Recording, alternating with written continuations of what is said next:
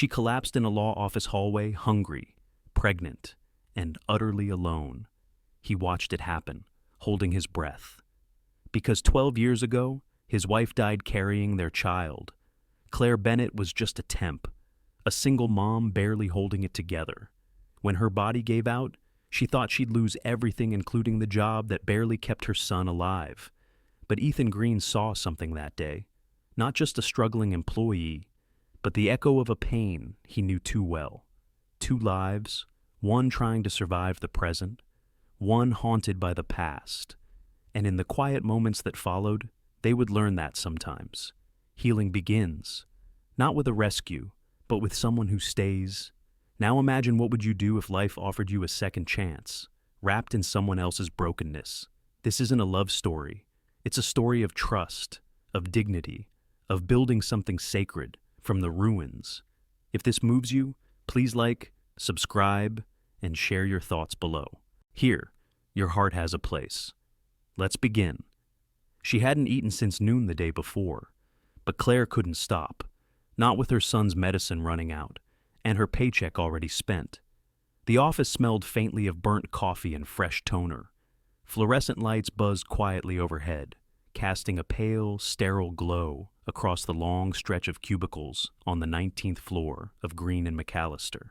Outside the wide windows, snowflakes drifted down with lazy persistence, softening the sharp edges of downtown Minneapolis. Claire Bennett moved quickly between file cabinets, clutching a manila folder marked Client Settlement McKinley. Her brown boots, salt-stained and worn at the soles, made no sound on the low office carpet.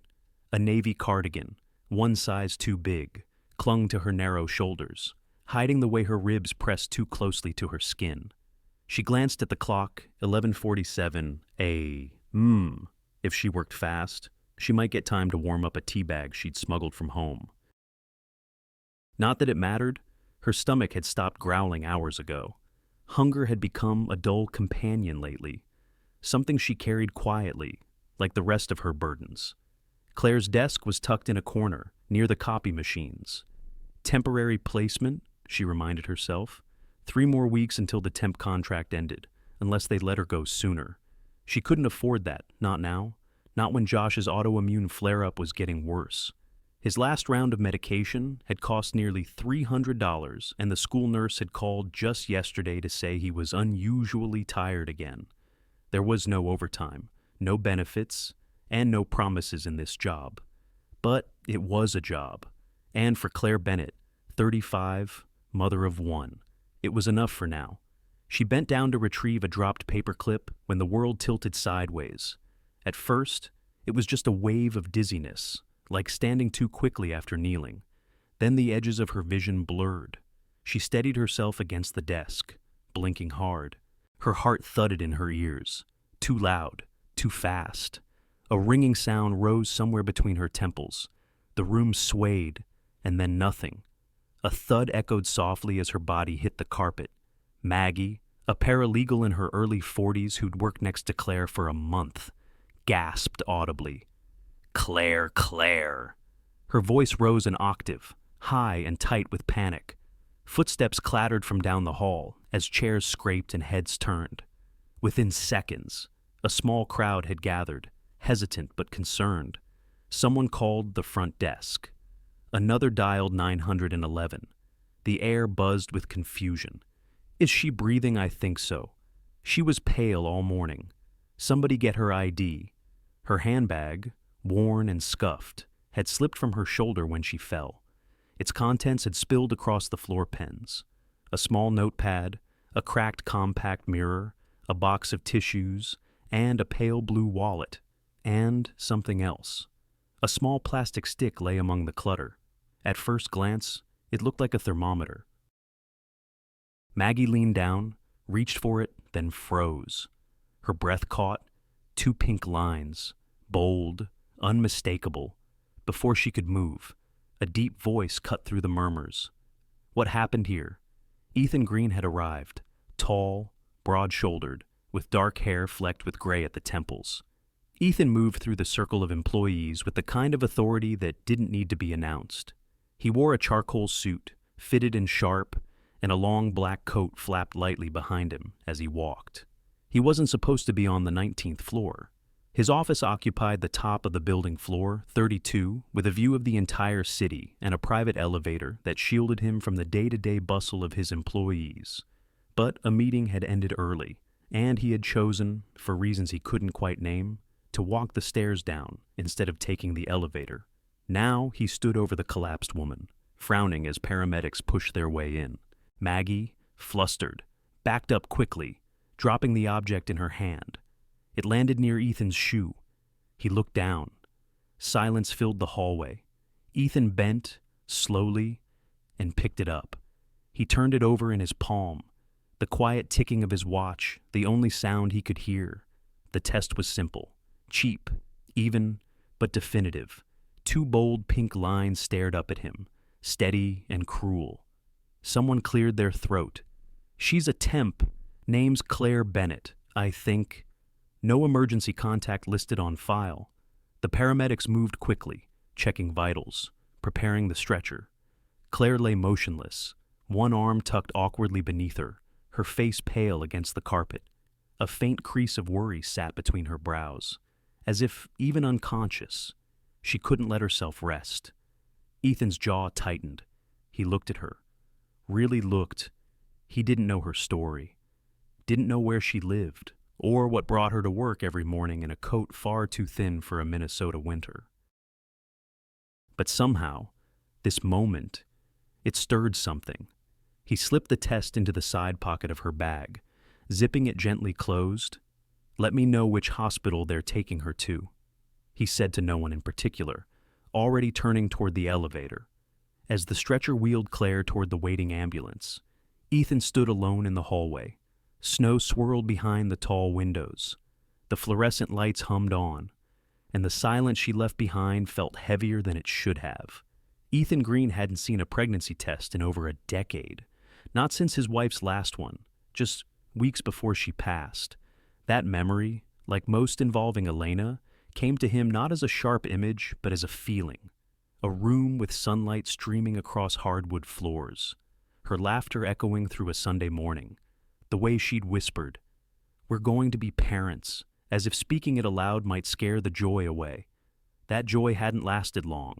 Now, standing in the hospital corridor with Winter clinging to his overcoat, Ethan's hand tightened imperceptibly around the plastic stick in his pocket. He hadn't meant to keep it. He should have left it in her bag, forgotten it like 100 other things that weren't his concern. But he hadn't. It was still there, resting inside the lining of his coat like a question he didn't know how to answer. The nurse at the ER front desk glanced up. "You said you're the employer." "Yes," Ethan replied. She collapsed at work. "I called it in." The nurse nodded, expression professional. "We'll let you know once she's stabilized. You can have a seat." Ethan didn't sit. Instead, he moved to the window at the end of the hallway. Snow had turned to sleet, streaking down the glass in jagged lines. Minneapolis looked gray and tired beneath the sky. He was still wearing his suit, still had a meeting scheduled at 2:00, still had contracts waiting for signature and emails he hadn't opened. But none of it felt urgent right now. He closed his eyes. 6 years. That's how long it had been since the funeral, since he buried the woman who had been the only part of his life untouched by ambition. Elena had been soft where he was sharp, warm where he was composed.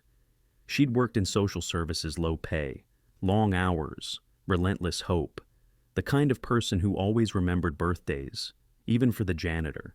When she found out she was pregnant, they'd been married just over a year. She hadn't even had time to schedule her first prenatal appointment before the diagnosis came. Acute myeloid leukemia, aggressive, fast. She died within months. And with her went the only child they ever would have.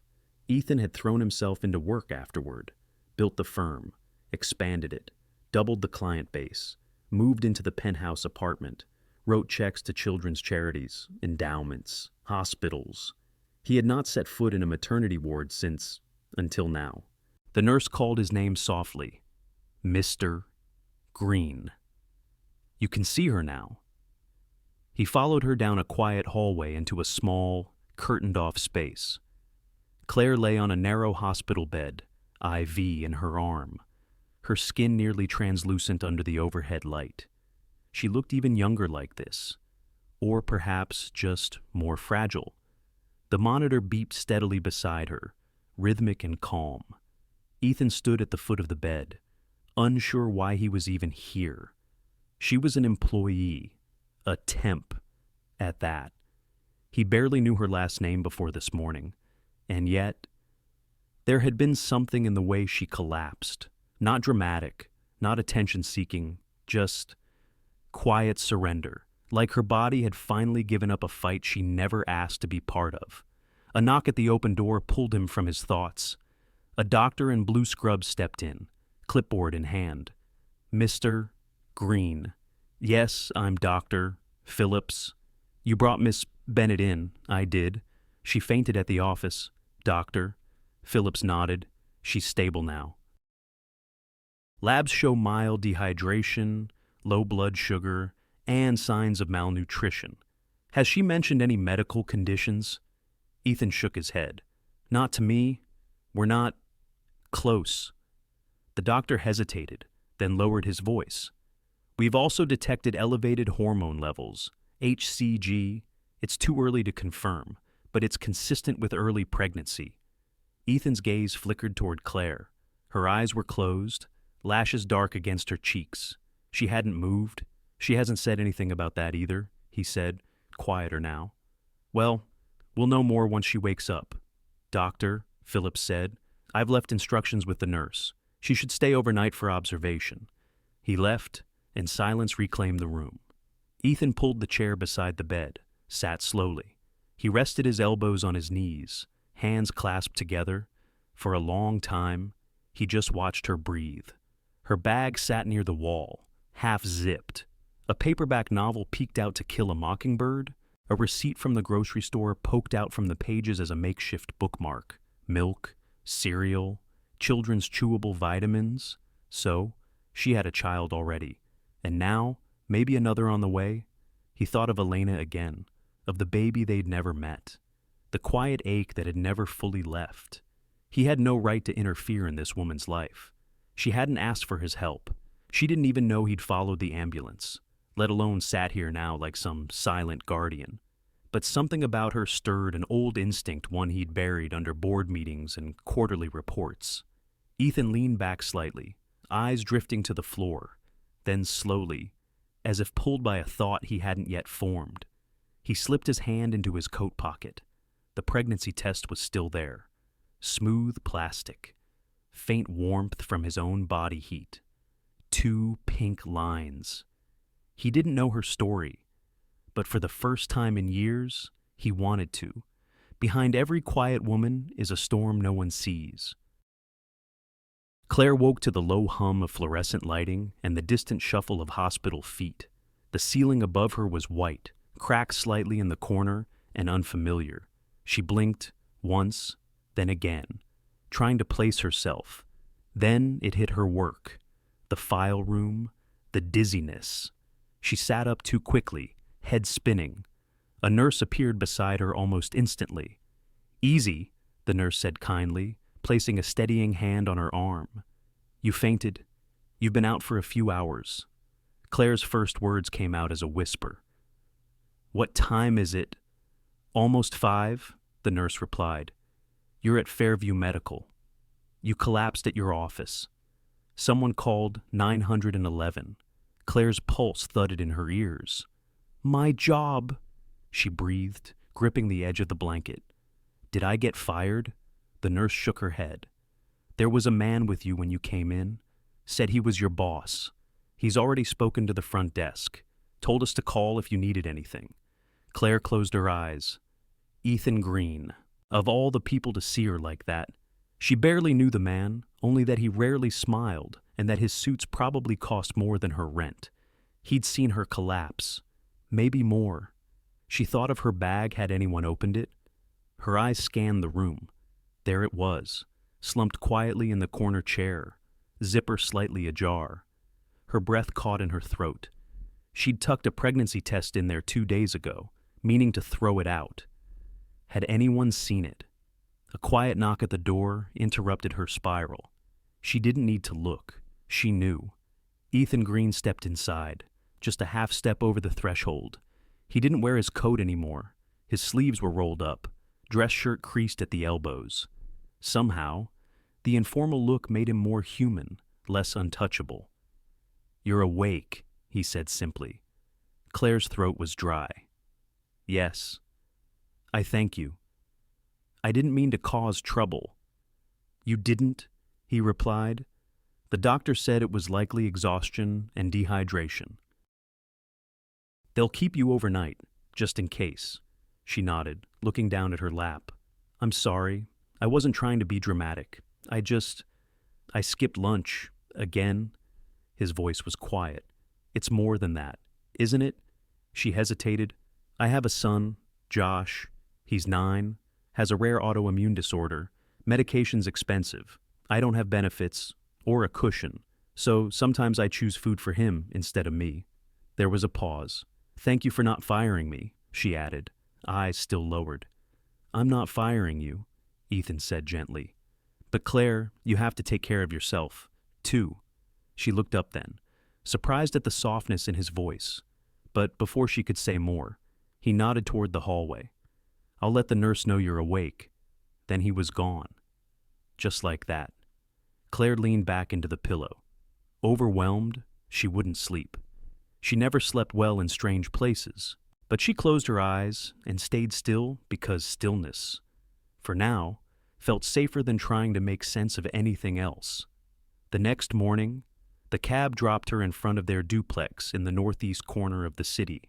The snow had turned to slush overnight, and the front steps were slick with a mix of ice and melting gravel. Inside, the heat greeted her in weak, uneven bursts. Mom Josh's voice came from the couch, followed by the thump of socked feet running across the worn carpet. Claire knelt, opening her arms just in time to catch him. His skinny frame curled into hers. She breathed him in peanut butter, fabric softener, and something only mothers can name. "Where were you?" he asked, voice small. "Maggie picked me up from school." "I'm okay," Claire whispered, pressing a kiss to the top of his head. "Just a little tired. I'm home now." Josh didn't ask more. He never did. At 9, he already understood too much about things a child shouldn't have to. She made him a grilled cheese sandwich, cutting it diagonally the way he liked. He settled in to watch cartoons while she sat at the small dining table with the bills. Electric, rent, Josh's medication, refill notice. Claire rested her forehead in her hand. She'd thought things were tight before. Now they were stretched to breaking. Later that night, after Josh had fallen asleep, curled under the same fleece blanket he'd had since he was 3, Claire stood in the doorway of her tiny bedroom. She opened the second drawer of her nightstand. Inside was a plastic grocery bag, and inside that, a test. A different one. Not the one from her work bag. This one, she'd bought herself, taken in the early morning hours, 2 days before she collapsed. Positive. 2 faint lines. No denying it.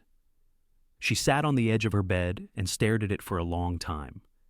Then, carefully, she wrapped it back up and tucked it beneath a stack of old envelopes. In the darkness, Claire crept back into Josh's room. She sat on the floor beside his bed, knees pulled to her chest. His breathing was slow and steady, one hand curled beneath his cheek. His body, though frail, radiated the quiet warmth of trust. She reached out and brushed a lock of hair from his forehead. "I don't know how I'm going to do this," she whispered. Her voice didn't shake. It was too tired to shake. She leaned her head against the edge of the bed frame, closed her eyes, and let the silence answer. Then, after a long pause, she whispered again. "Just hold on. Baby, Mommy will figure it out. Sometimes help comes from the last person you expect." Claire smoothed the creases on her skirt for the 3rd time in the elevator. Her blouse was still slightly damp from where she'd scrubbed out a stain that morning. The babysitter had canceled again, so she'd drop Josh at Maggie's on the way in, whispering promises that she'd be back by dinner. It was her first day back after the hospital. The receptionist had handed her a small envelope upon arrival, simple, unmarked. Inside was a folded note in careful handwriting. Please come to the 32nd floor at 10 B. E. G. Just initials, as if there were any doubt who it was from. Now. The elevator pinged softly as it reached the top floor. The doors slid open to reveal a space unlike any other in the building. Floor-to-ceiling windows flooded the room with pale morning light. A long stretch of minimalist furniture, shelves lined with legal books in leather bindings. And in the far corner, behind a dark walnut desk, Ethan Green stood with his back to her. He didn't turn immediately, just kept looking out across the snow-covered skyline as if something out there demanded his full attention. "Come in," he said finally, without looking. Claire stepped forward, her pulse quickening. "You wanted to see me, Mr. Green." He turned then, hands in his pockets, gaze steady. "Yes. Sit, please." She sat gingerly, folding her hands in her lap. The silence stretched just long enough to be uncomfortable. "I won't keep you long," he said. "I understand you have responsibilities outside of work." Claire nodded. "Yes, sir." "My son, he's 9. He has medical, I know." Ethan interrupted gently. "I asked HR to pull your file. I hope you don't mind." Claire blinked. "No, it's fine." There was another pause, then he continued. "I'd like to offer you a different position, temporary for now, but with better hours, better pay, and benefits." Claire's breath caught. "What kind of position?" "My personal assistant," Ethan said simply. "Mine is on medical leave for the next 6 to 8 weeks. I need someone detail-oriented, discreet, and dependable. I think you fit that description." Claire stared at him. Her mind raced. Why me? She wanted to ask, but didn't. Instead, she said quietly, "I don't have experience with executive support. Not at that level." "I know," he replied, "but you've handled client files, court schedules, and department transitions without error. You work hard. You don't gossip. And from what I've seen, you're calm under pressure." She gave a soft, uncertain laugh. "Passing out in the file room wasn't my best moment." His expression didn't change. "You came back. That counts for something." Claire looked down at her lap. The offer sounded like salvation, but it also felt like a risk. Could she handle the workload, the attention, the proximity, and the truth she hadn't told anyone yet? "I'd need some flexibility," she said carefully.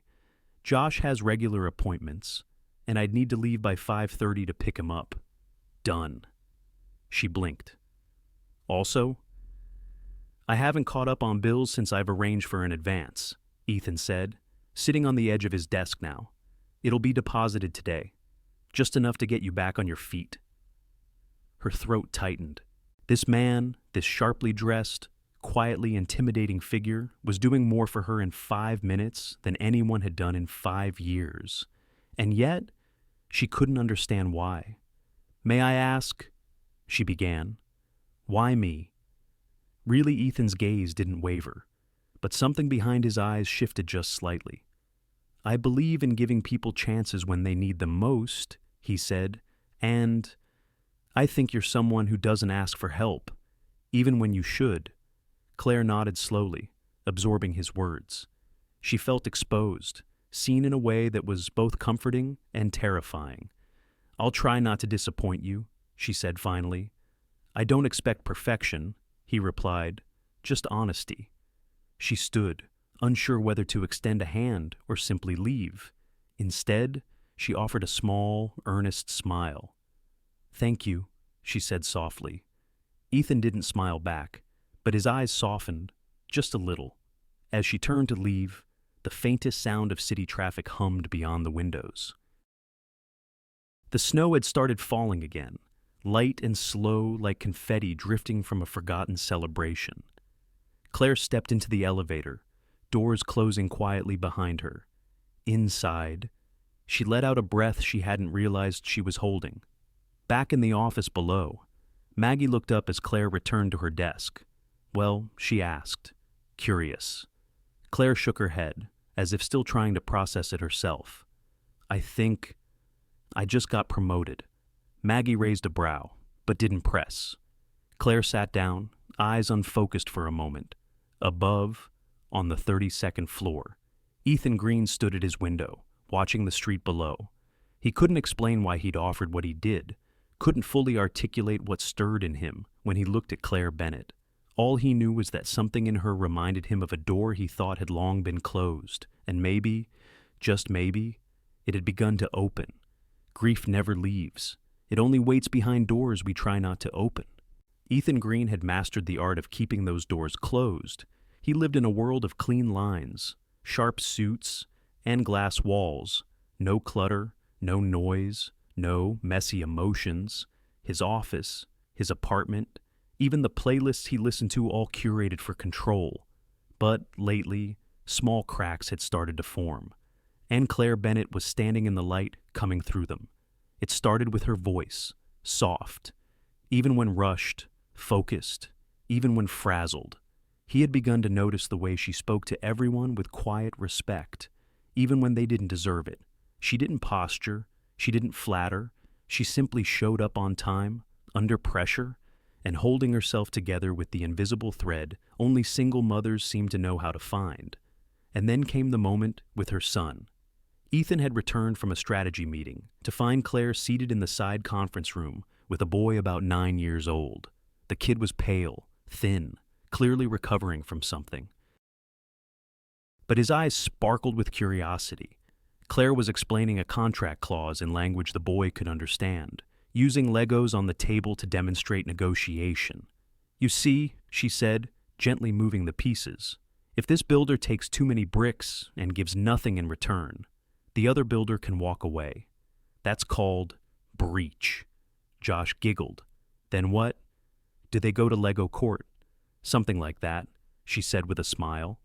Ethan stood outside the door longer than he intended, watching, listening, feeling something shift inside him, a slow, stirring ache he hadn't felt in years. Not since Elena. Elena Green had been everything Ethan wasn't. Warm, restless, full of faith in strangers. She was the kind of woman who brought soup to sick neighbors and wrote thank you notes on handmade cards. A social worker with a bleeding heart and a laugh that filled every corner of their loft. They'd been married just over a year when she told him she was pregnant. He remembered the moment in perfect detail. She'd danced into the kitchen with bare feet, holding the test like a miracle. She was glowing, humming some old Motown song, and he, despite his usual composure, had dropped the coffee mug in his hand. They cried, they planned, they picked names, and then she got sick, leukemia, the aggressive kind. By the time they caught it, she was already too weak for treatment. The doctors advised terminating the pregnancy, but Elena refused.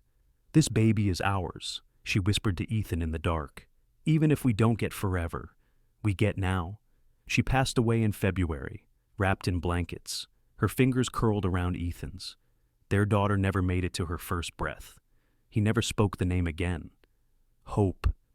Now. Years later. Something in Claire's voice echoed Elena's strength. Not in tone, but in texture. The raw, quiet resilience. The kind that doesn't ask to be noticed, but stays with you once it is. That week, Ethan started asking small questions. Not intrusive, just enough to open a window. "How's your son feeling today?" "Did you manage to get the prescription filled?" Claire answered, cautiously at first. She didn't complain, but she didn't sugarcoat either. "He has good days and tired ones," she said. "It's a balancing act keeping his diet right, tracking symptoms. School's been kind, but kids don't always know how to be gentle." Ethan nodded. Kids rarely do. He asked about the father, gently. Claire's eyes flickered, then looked away. "Not involved," she said simply. The answer carried no bitterness, just a resignation Ethan recognized. She didn't mention the pregnancy, and he didn't ask. The test remained in his drawer, untouched since the night he brought it home. still wrapped in tissue paper, still whispering questions he wasn't ready to voice. One evening, long after the office had emptied, Ethan sat alone reviewing quarterly reports. A name caught his eye, Claire Bennett, a routine background update, probably triggered by the HR system. He clicked the file, and there it was again. The letter. He hadn't meant to read it a second time, but he did. Claire Bennett is one of the most gifted students I've taught in my 22 years. She brings both logic and empathy to every case. She will not only make a fine lawyer, she will be a force for good in the profession. Prof. Alan Wexler, University of Minnesota Law, attached were transcripts, law school, top 10% of her class, moot court accolades, then a blank, a pause in her timeline. That blank was now sitting one floor below, sorting his emails, scheduling his meetings, and quietly carrying the weight of a life interrupted. He leaned back in his chair, eyes on the ceiling. "What happened to you?" "Claire," he murmured, not out of pity, not curiosity, but out of a growing sense that this woman wasn't just a name in payroll. She was a story only half told. The next morning, Minneapolis was blanketed in snow again, the kind that muffled sound and made the city feel softer, quieter, like even time was willing to pause. Claire arrived early, her coat dusted with frost, cheeks pink from the wind. She set her bag down, brewed a cup of tea, and went straight to work, eyes focused, motions precise. Ethan watched her from the hallway.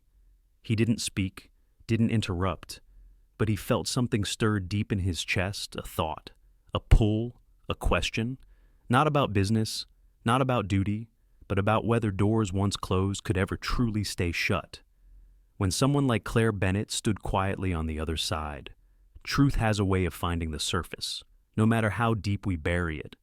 The ballroom glittered in soft gold and silver light, chandeliers casting elegant patterns across the marble floor. Laughter echoed lightly, music drifted in the background, and glasses clinked with the ease of people unburdened. Claire stood near the back, dressed in a navy dress she'd borrowed from Maggie, her shoes pinched, and she hadn't eaten much again, but her makeup held, and she'd remembered to smile. This was the annual charity gala for Green and McAllister, a benefit for underfunded family law clinics across the Midwest. Ethan had insisted she attend, even cleared her schedule to make it possible. "You're part of the firm now," he'd said, his tone final. She hadn't expected to enjoy it, and truthfully, she didn't. It wasn't her world, never had been. The polished lawyers, the soft designer perfume, the low hum of expensive confidence, it all felt like a dream she didn't belong in. But she played her part, nodded when spoken to, thanked donors, even made conversation, until she felt it, a flutter, then a firm push low beneath her ribs. She froze mid-sentence, her hand instinctively flying to her belly. Another small kick, stronger this time. Her baby. The moment hit like a wave. She was no longer just pregnant. This child was real, moving, alive, here, and for the first time, her body didn't just carry it, it felt it. The gala blurred around her.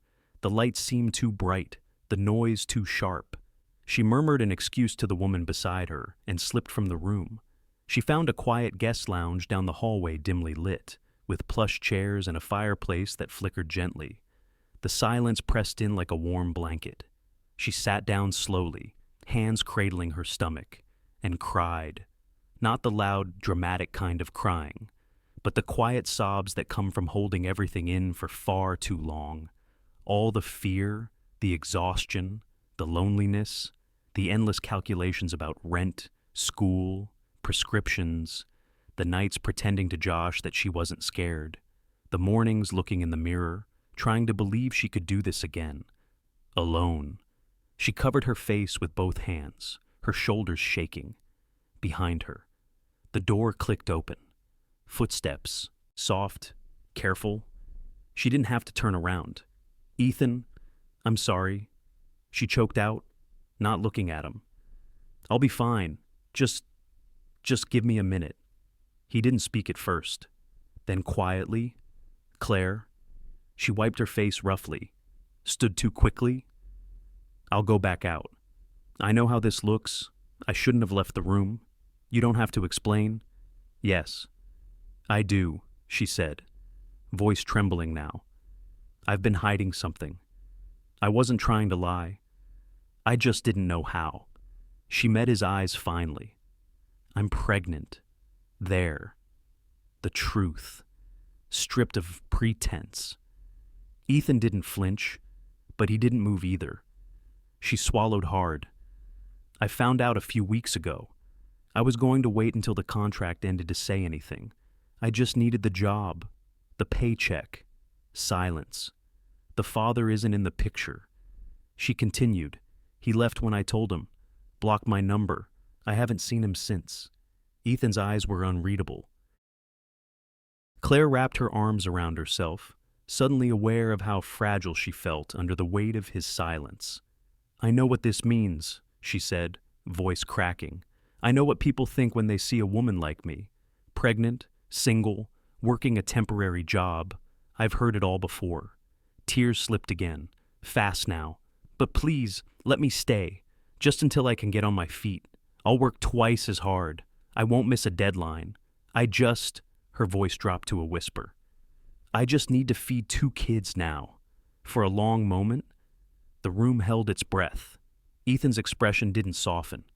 If anything, it closed just a little. He stepped back, nodded once, and turned toward the door. He didn't say a word. The door closed behind him with a soft click. Claire stood alone in the quiet room, staring at the space where he'd just been. Her hands slid down to her belly again, the memory of the kick still fresh beneath her skin. This is it, she thought, her chest tightening. It's over.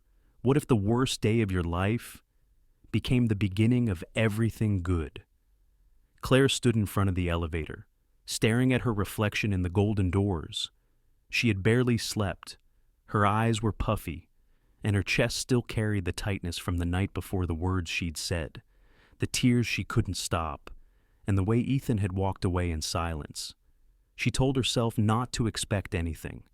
She had survived worse. She'd learned not to hold her breath for second chances. Still, the knot in her stomach told a different story. The elevator chimed. She stepped in. As the floors ticked upward, she gripped the strap of her bag tighter. She had packed everything: her coffee mug, her folder, even a small potted plant Maggie had given her, just in case today would be her last. When the doors slid open, Claire stepped onto the executive floor. The lights were brighter than she remembered, or maybe she just hadn't noticed before. And then she froze. There, in the hallway outside Ethan's office, stood a brand new desk. It hadn't been there yesterday. Sleek, polished, with fresh stationery, a leather-bound planner, and a ceramic mug with a gold rim. But what caught her breath was the nameplate: Claire Bennett, Assistant Director, Green Hope Project. Her heart stilled. She blinked once, then again, but the name didn't change. Her hand reached out instinctively, fingertips brushing over the engraved letters. They were solid, real. Before she could gather a coherent thought, she heard his voice. You're early. She turned. Ethan stood in the doorway, sleeves rolled up, holding a second cup of coffee. His tie was loosened slightly, and for the first time, there was something different in his expression, not guarded or stern, but open, human. Claire's lips parted, but no sound came out. He handed her the coffee. Come in. I'd like to talk. His office was warm, lit by the soft glow of a side lamp, and the fireplace beneath the bookshelves. The snow outside cast a muted blue against the windows, making everything feel quiet, like the world had paused. Claire sat on the edge of the chair across from his desk, coffee untouched in her hands. I imagine you didn't sleep much last night, Ethan said. She shook her head, still wary. I thought I'd be let go. You weren't wrong to think that, he said gently. The firm has policies, procedures, boundaries. She nodded, her eyes dropping. But sometimes, he continued, policy needs to make room for people. Claire looked up, unsure how to read him. I left last night, Ethan said, because I needed to think. Not about whether to fire you, but about whether I was ready to open a door I've kept shut for too long. She tilted her head slightly. My wife, Elena, he began, voice quieter now. Always dreamed of starting a nonprofit. Something that offered legal and emotional support to single mothers. She wanted to help women who fell through the cracks. He paused. The air between them softened. She called it the Green Hope Project. She had it written on sticky notes, old journals everywhere. I used to tease her for it. Claire gave a faint, tearful smile. I shelved the idea after she passed, Ethan continued. Until last night, when I realized the very person she would have built it for was standing in front of me. Claire sat still. The weight of his words settled slowly. I want you to lead it, he said. Her eyes widened. Me, yes, with full authority. We'll start small legal resources, counseling referrals, housing support. But this is your project, your voice. You know this life in a way no resume ever could. She stared down at the coffee cup in her hand, her fingers trembling slightly. I don't have a degree, she whispered. I never even finished school. You have lived experience, and instinct, and strength. Ethan leaned forward. I trust you. Claire, those words hit harder than she expected. Trust. She had earned many things in life: criticism, judgment, survival, but rarely trust, especially from men like him. You're not doing this out of pity, she asked carefully. No, he said firmly. I'm doing this because I believe in you, and because I believe Elena would have, too. Silence hung between them, but it wasn't heavy this time. It felt like something clearing, healing. He stood and walked toward the door. Come see your desk. They stepped into the hallway. Claire ran her hand along the surface of the desk, smooth, new, still smelling faintly of varnish. The drawers slid open easily. Inside was a planner already marked with a meeting schedule, a list of local organizations Ethan had already contacted, a note in his handwriting. Every movement starts with one woman deciding she matters. She touched the nameplate again. Claire Bennett. Her name, on a door, on a future, not hidden, not temporary, not borrowed, but hers. For the first time in years, something inside her loosened. She felt seen, and for the first time in even longer, she believed it was okay to be seen. Some people get second chances. Others build them from the ground up. The Green Hope Project opened its doors on a rainy Thursday morning. No ribbon cutting, no press release, just a warm room filled with mismatched chairs, coffee brewing in the corner, and a stack of forms waiting for signatures. But within hours, the space came alive with laughter, with tears, with women who hadn't had a place to be heard in a very long time. Claire stood near the doorway, clipboard in hand, watching it unfold. A young mother with a toddler on her hip asked about job training. Another asked if someone could help her understand a custody order. A third sat quietly in the corner, just holding a cup of tea. There was no glamour here, but there was dignity and hope. By the end of the month, Green Hope had assisted 32 women, each one with a story, some heartbreaking, some triumphant, most somewhere in between. Claire worked 12-hour days but didn't feel tired. Not the kind of tired that drained her. This was different. This was the kind of tired that made sleep feel earned. And outside the office, her world was changing too.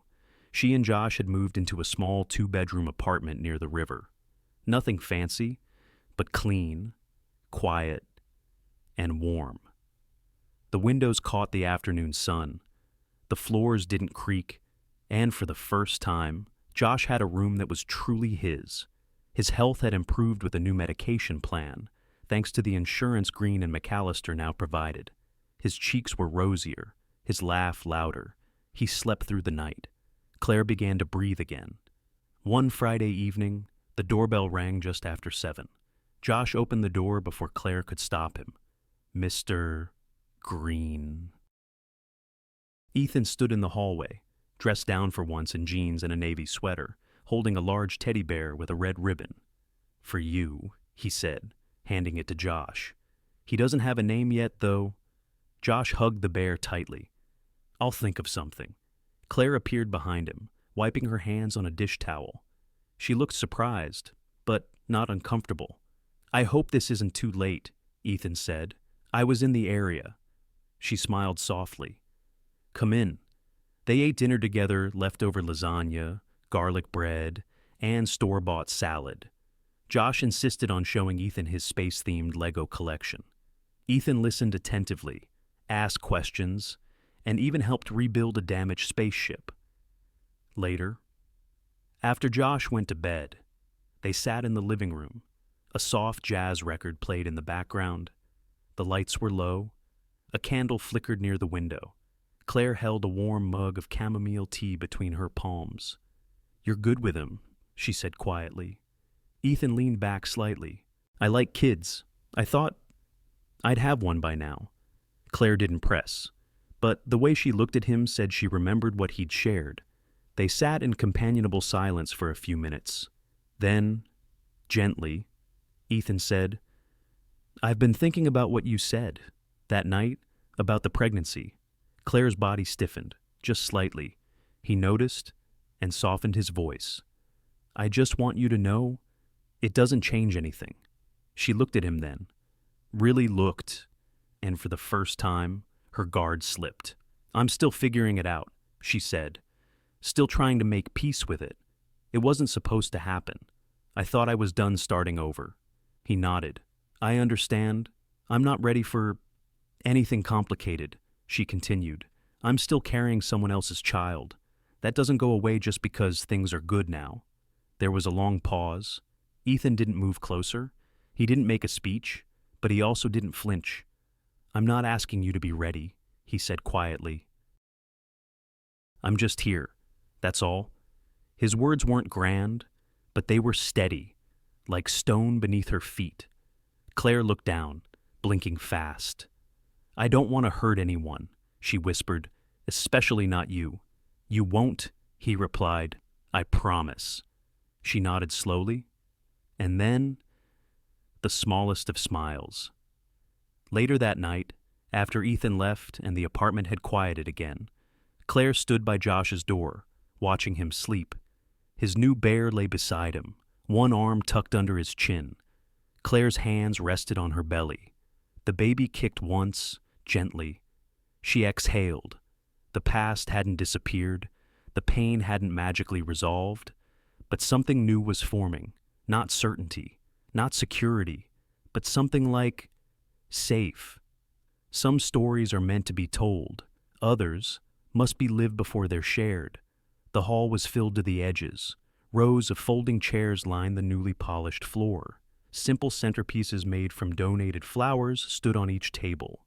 There was no press, no cameras, just real people, donors, volunteers, community leaders, and women whose lives had already begun to change through the work of Green Hope. Claire stood backstage, one hand resting on her belly. Her dress was soft and simple, just enough to accommodate the curve that had grown more prominent in recent weeks. She wore her hair tucked back behind one ear, her shoes flat, her palms slightly damp. On the other side of the curtain, someone adjusted the microphone. She could hear Maggie joking with the crowd.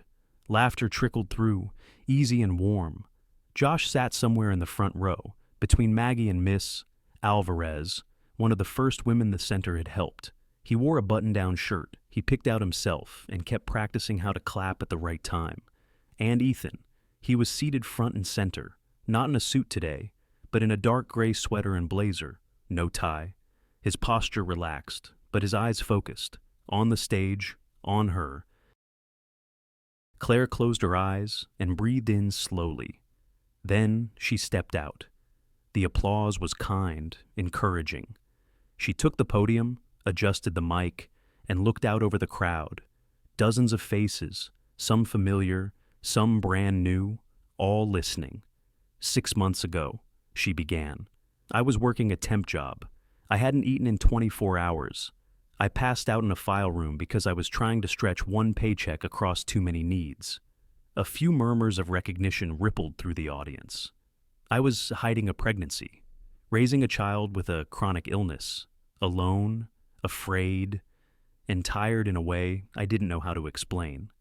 She paused, not for effect, but because the memory still carried weight. And then something unexpected happened. I got seen.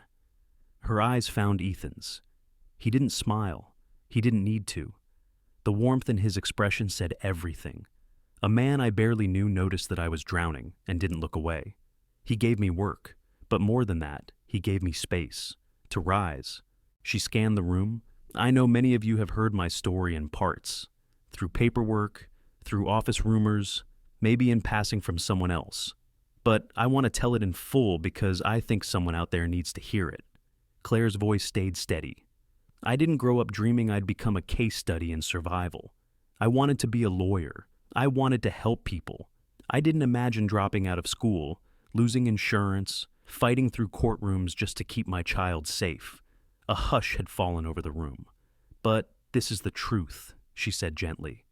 Sometimes life tears us down in ways that feel personal. But they're not punishments. They're invitations to build differently, to choose softness in the face of hard things, to be honest about how heavy survival is. Her hand drifted briefly toward her belly. I used to believe I had to earn the right to be seen, that I had to do everything right, ask for nothing, apologize for needing help.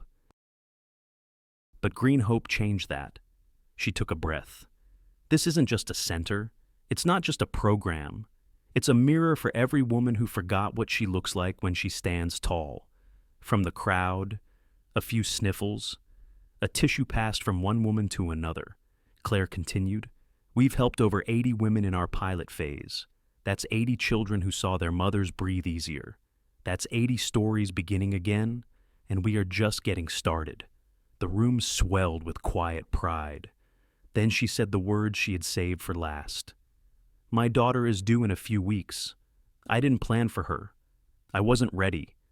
But she's here anyway. Showing up, kicking strong, reminding me every day that life continues. Claire smiled, her voice softer now. I've decided to name her Hope, because that's what she brought me back. The applause didn't explode. It rose, like a tide, gentle but unrelenting, a standing wave of affirmation. Claire stepped back from the podium, tears welling but not falling. And in that moment, Ethan stood. He walked to the edge of the stage, no speech, no gesture, just a single hand, extended upward. Claire reached for it, their fingers locked. The room, still clapping, seemed to disappear behind a haze of warmth and quiet awe. And Claire, standing there, didn't feel afraid anymore. Not of judgment, not of failure, not of love. She had walked through fire, and on the other side was light. There are moments when life hands you more than you ever dreamed after it's taken everything you had. The nursery was quiet, lit only by the soft amber glow of a nightlight shaped like a crescent moon. A mobile spun gently above the crib, casting tiny shadows across the wall. The room smelled faintly of lavender and clean cotton. Claire stood at the edge of the crib, rocking slowly side to side. In her arms was the smallest soul she'd ever held. Hope Elena Bennett. 6 pounds, 11 ounces, a full head of dark hair, quiet eyes that seemed to understand far more than they should. She'd come into the world on a snowy April morning early, but healthy. And from the moment Claire laid eyes on her daughter, she knew this child wasn't just a continuation of her life. She was a new beginning. The weeks that followed were a blur of feedings, diapers, and gentle lullabies at 2A. But they weren't lonely. Josh had taken to big brotherhood, like he was born for it, bringing pacifiers like treasure, reading bedtime stories in his serious, 9-year-old voice, and watching over Hope with a gentle protectiveness that melted Claire's heart. And Ethan. He came by most evenings, never unannounced, always with something in hand, groceries, soup, soft blankets, sometimes flowers that he pretended were just for the table. He stayed for dinner, helped with dishes, sat cross-legged on the floor while Josh explained the science behind rocket propulsion, Sometimes he rocked Hope to sleep with surprising ease. There were no grand gestures, no declarations, just presence, steady, quiet, undemanding. One Thursday night, after Claire had put Hope down, she found Ethan sitting on the couch, flipping through an old photo album Josh had left out. The pictures were from Claire's law school days, snapshots of the life she once thought she'd live. "I didn't know you made it this far," he said, tapping a photo of her standing in front of a university banner. "I almost graduated," she replied, settling beside him. Then life changed course. He nodded, understanding without needing the details. There was a silence between them, not heavy, not awkward, just full. And then Ethan reached into his coat pocket and pulled out a small silver key. He placed it in her palm, carefully, deliberately. Claire looked down at it, then back up at him. "It's not a proposal," he said gently. "It's a door." She waited.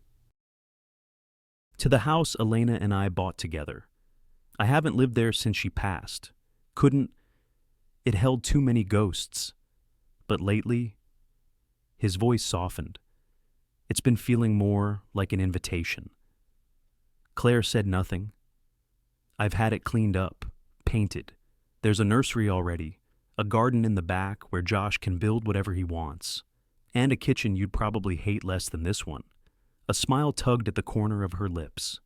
"I'm not asking for forever," he said, "or for promises you're not ready to give." He looked her in the eyes. "I'm just asking if you'd want to start again. Not alone." Claire stared at the key. It was small, ordinary, but it felt heavier than any gift she'd ever received. Not because of what it opened, but because of what it meant. Trust, respect, a willingness to build something new without erasing what came before. She thought about everything they had walked through together and apart. The collapse, the silence, the shame, the soft, slow reawakening of something she thought she'd buried long ago, the right to want more. She looked up at him, and for the first time, she didn't feel the need to explain her past, because he already knew. She didn't need to protect her pain, because he had protected it for her.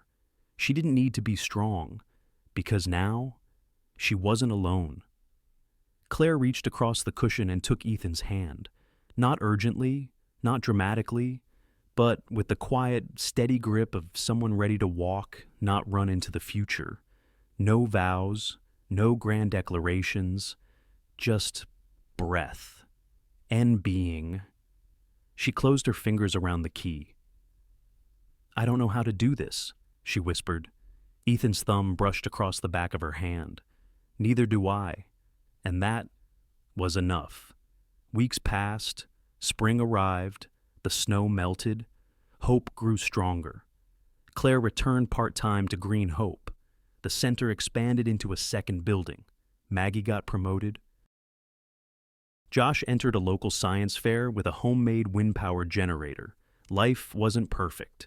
Bills still came, diapers still ran out, Claire still cried some nights when the past crept in through dreams. But she was no longer surviving. She was living. On a sunny morning in May, Claire walked through the old wooden door of Ethan's house with Josh holding one hand and Hope cradled against her chest. The garden outside had begun to bloom wildflowers, mostly untamed, vibrant. Josh ran ahead, laughing. Ethan waited on the porch steps, coffee in hand, eyes full of something that looked very close to peace. Claire stepped onto the porch, looked out across the yard, then down at the baby in her arms. Hope stirred, then smiled in her sleep. Claire smiled back, not because everything was certain, but because everything was finally hers. Sometimes, the strongest people are not the ones who win the battles out loud, but the ones who endure in silence, who show up every day for their children, for their loved ones, even when their hearts are breaking. Claire's journey reminds us that life has a way of bending us without warning. Loss, loneliness, financial struggle. These can make us feel invisible, but even in our most fragile moments, grace can find us, sometimes through unexpected people, sometimes through quiet opportunities. Ethan's story teaches us that healing doesn't mean forgetting the past. It means choosing to keep living, honoring what was, while gently opening the door to what could still be, together. Their story is a reminder that dignity is not given by the world, it's claimed through resilience. That hope is not a luxury. It's a choice we make when we refuse to give up. And love, real love, often begins not with passion, but with presence, with staying, listening, and building something new, even when we're still carrying the weight of what's been lost. So, if you're in a hard season, hold on. You're not finished yet. Thank you for spending your time with us today. If this story touched your heart, please consider giving it a like, sharing it with someone who might need it, and subscribing to our channel for more stories that heal, inspire, and remind us of what truly matters. Your support means the world to us. See you in the next story.